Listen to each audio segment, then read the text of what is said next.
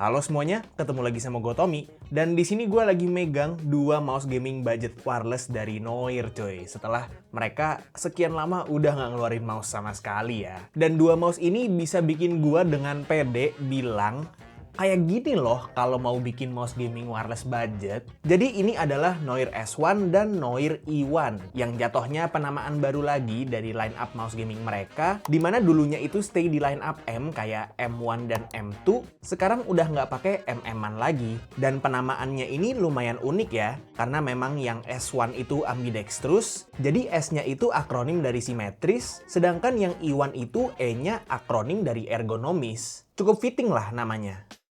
Nah, jadi memang gua rasa Noir itu tipe brand yang nggak mau asal ngeluarin produk ya. Mereka tuh cenderung selalu ngejalanin R&D yang lumayan lama dulu, sampai kalau misalnya barangnya kerasa udah oke banget, baru tuh akhirnya dirilis. Yang sebenarnya bare minimum buat semua brand sih harusnya. Jadi jatuhnya plus minus ya kalau dibandingin sama brand lain yang tiap quarter tuh kayak ada aja gitu SKU baru lagi, produk baru lagi. Yang memang bikin mereka itu jadinya untung gitu karena mereka bisa ngeluarin barang-barangnya duluan, tapi ya jadinya kayak setengah mateng. Nah, kalau si Noir S1 dan E1 ini walaupun jujur aja emang mereka tuh agak telat ya munculnya, karena sekarang kan market mouse gaming budget tuh kayak udah saturated banget gitu. Gue bisa bilang ini tuh mateng banget sih. Bener-bener semua aspek dari kedua mouse ini tuh dipikirin banget sampai bisa jadi optimal, terutama di price tag-nya. Gue mau mulai dulu dari shape-nya, dimana menurut gue di sini lagi-lagi Noir ngambil shape yang cukup aman buat sebagian besar user, tapi kebagi jadi dua ya segmentasinya. Yang S1 gue bisa kategoriin sebagai mouse yang ukurannya medium to small, karena panjangnya itu di bawah 12 cm gitu kan. Sedangkan yang E1 itu lebih ke medium karena panjangnya di atas 12 cm. Tapi walaupun yang S1 rada kecil, shape-nya aman banget sih. Hump-nya nggak terlalu tinggi, posisi hump lumayan center, jadi gua rasa cocok-cocok aja buat user tangan gede sekalipun. Walaupun memang gripnya menyesuaikan. Kalau buat tangan kecil bisa semua jenis grip, tapi kalau buat tangan gede mungkin lebih cocok di fingertip atau claw grip aja. Nah, kalau yang E1, mungkin gue bisa bilang ini cocok buat semua jenis user ya. Mau tangan gede atau tangan kecil, karena secara shape itu dia basically mirip kayak Super Light Dex, tapi versi lebih kecilnya aja. Tapi balik lagi, si E1 ini ergo, jadi bakalan lebih cocok-cocokan nih dibanding yang si S1 karena dia itu ambidex, dan ambidex itu lebih cocok gitu buat semua jenis grip dan ya sebagian besar jenis user juga. Terus dua-duanya itu fitnya udah pakai PTFE, bobotnya juga sama-sama udah enteng ya, sama-sama ada di sekitar 50-an gram, jadi pastinya udah enak buat main game FPS kompetitif.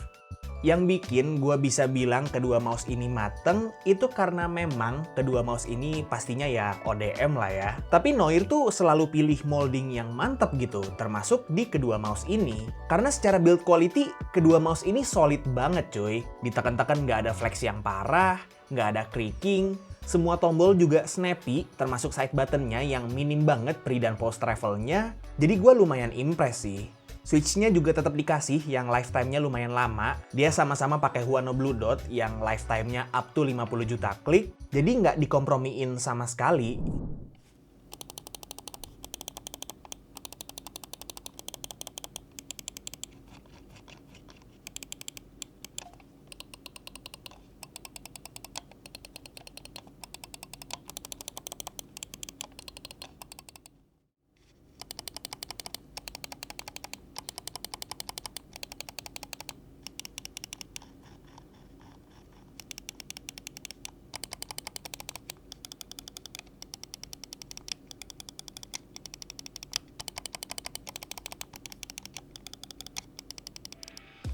Oke, jadi memang karena Noir S1 dan E1 ini mouse budget, jadi seperti biasa ya, mereka dipakein sensor PAW3311 dan polling rate up to 1000 Hz. Standar aja sih, udah bisa dipakai main game FPS kompetitif secara nyaman. Paling satu hal yang suka lupa gue mention itu kalau PAW3311 punya LOD 2 mm dan nggak bisa diubah. Jadi kalau kalian main pakai sense rendah, itu kalau mau readjust ngangkat mouse-nya tuh harus agak sedikit lebih tinggi. Nah, makanya menurut gua, mouse-mouse yang pakai sensor PAW3311 ini tuh wajib gitu dikasih bobot yang enteng. Soalnya kalau berat, itu LOD 2 mm-nya bakalan kerasa banget, bakal lebih susah buat readjust secara optimal. Kalau menurut gua. Oh iya, Noir S1 dan I1 ini sama-sama udah ada charging docknya, jadi cukup bersaing lah ya di skena mouse gaming budget. Terus lumayan unik sih, docknya si S1 itu bisa dipakai sama I1 dan sebaliknya. Detail kecil tapi lumayan bisa gue appreciate lah ya. Halo, Tommy dari masa depan di sini, dan gue ada lupa mention satu hal lagi soal mouse Noir yang baru ini ya. Jadi mau yang S1 atau yang I1 itu ada softwarenya, dan softwarenya itu berupa WebDriver. WebDrivernya ini sebenarnya standar aja kayak software atau driver dari mouse gaming lain yang udah biasa kita lihat. Cuman ada satu hal menarik yang gue notice dari si WebDrivernya S1 sama I1-nya Noir ini, dimana kita itu bisa ngatur arah scroll wheel-nya cuy. Artinya apa? Yap, betul. Jadi kalau misalnya kalian user macOS dan pakai mouse ini ya, mau yang S1 atau yang I1 sekalipun, itu kalian bisa atur scroll wheel-nya supaya dia itu arah scrollingnya beda sama arah scrolling trackpad kalian. Seumpama kalian itu pakainya MacBook. Ini sebenarnya hal kecil, tapi gue sangat bisa appreciate sih. Dan menurut gue cuma dengan hal ini aja tuh ngasih nilai plus banget buat kedua mouse baru Noir ini. Udah, paling itu aja sih. Balik lagi ke Tommy dari masa lalu.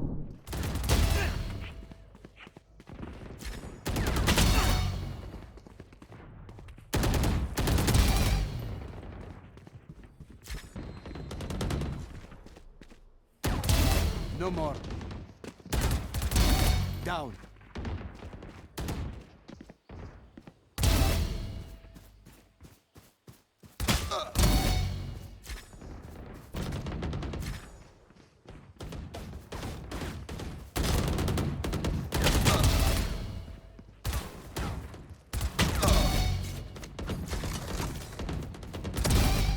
Three gone. Now four.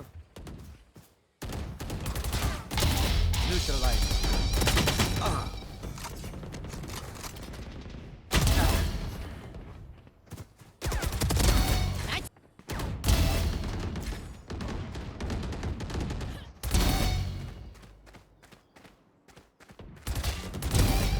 Three for me.